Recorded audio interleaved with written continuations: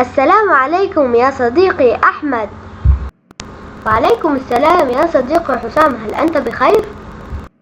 هل سوف تغش في الامتحان يا أحمد؟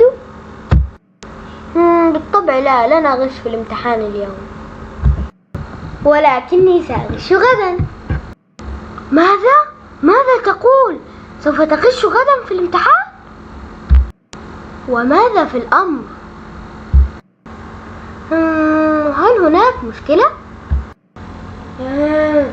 لقد أوصانا نبينا محمد أن الغش حرام، ومن غشنا فليس منا.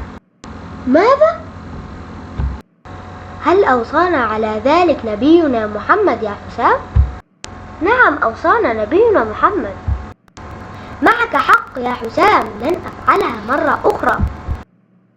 شكرا يا أحمد، ولكن الامتحان اقترب. هيا بنا لكي نستعد للامتحان، لكي نحصل على الدرجة النهائية. حسنا يا حسام، هيا بنا.